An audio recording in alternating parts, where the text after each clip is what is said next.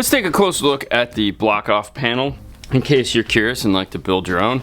Here is a side profile of it. As you can see, it has a lot of curvature to it, both on top and on the bottom. What we did is cut out the top piece and the bottom piece separate from one another, and that allowed us to heat press this into the door with a bunch of clamps.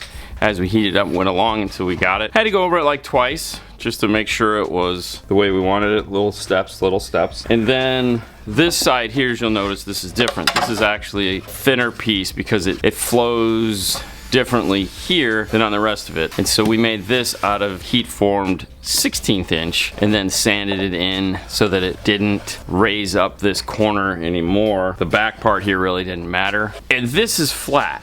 And so what we did is we attached a 3-inch piece all the way around, slid it into place, and then came back and cut it to length and then sanded it nice and smooth. And if there was any gaps in it, those got filled in with some plastic weld. The last step is to glue in the little 16th inch covers for this. On the door panel, there's these two weird hooks that are there, and those, I guess, need to stay. Next, we'll drill some holes that match the driver's side, nut certs into the door, but this uses all M5 hardware. That way it can come on and off fairly easy if they need to get in and service it for whatever reason. All right, we got about 15 minutes to get these speakers screwed into the car. Today we were fortunate enough we could pull the car inside to put the mid bass in, which is cool. We need a 7mm and we can get started.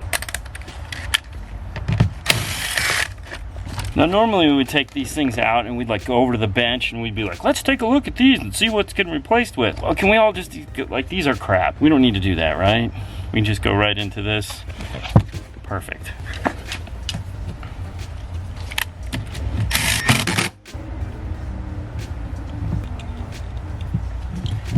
For this, we're using a 3/4 inch screw. Already test fitted to make sure that it is right height. When screwing in a speaker, sacrificial finger. Put it in the way, that way if the drill slips, your finger will eventually grow back.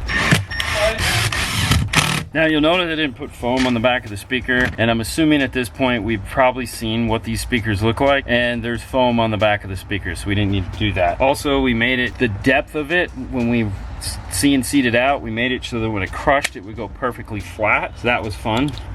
Plug these in. Now it was yesterday when we did these, we talked about how we were gonna add some zip ties to lock these into place because we didn't have any in the middle of the parking lot where we were doing some shade tree stuff. So now we can do that. And now that we're done and the speaker's screwed in, I've been waiting to do this for 2 weeks to peel this thing off of here.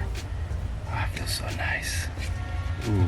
Last thing we need to do is put foam on that. We're not gonna do that right now because we're not gonna be putting the door panel on today. Let's hop over and do the other side. And Fernando is back so we can do some fancy like filming with movement. Ooh. So the first thing obviously we need to do is unplug the speaker. And if you recall yesterday when we did, which was like seconds ago for you, when we put this speaker in, we were short one screw. So I went and got one of the screws that we were missing. So that screw is already out. So this got the 2-screw option right now.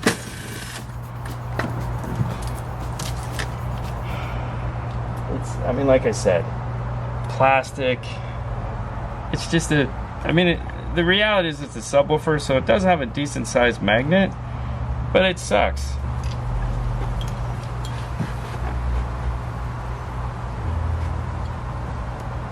And the truth is, with much sticky stuff as he put on here, we probably didn't need to add any foam to the back of these. But hey, I like to be thorough.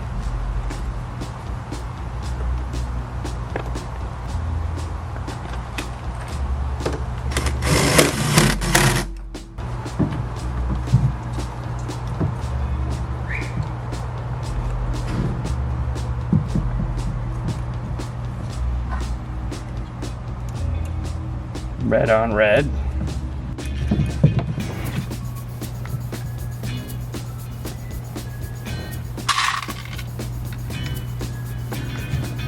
Look at that awesome one-handed bit change. Woo!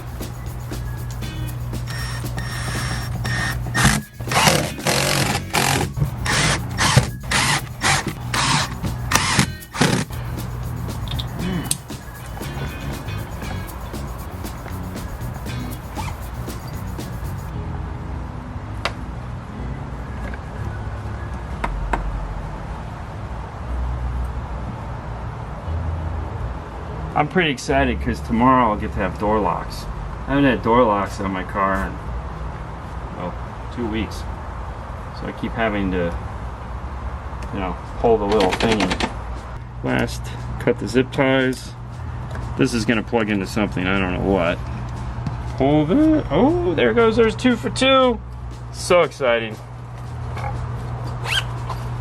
All right, I'm pretty excited at this point because the mid-bass are in, we're that much closer, but it's time to go home, unfortunately. So, for you guys, it's gonna be, like I said before, seconds.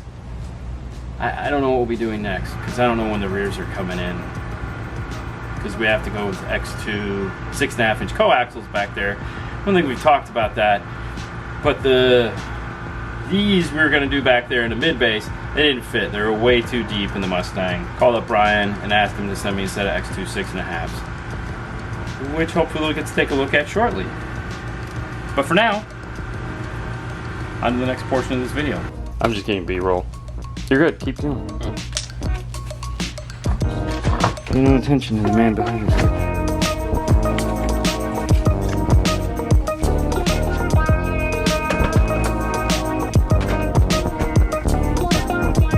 I figure we should probably get some of this.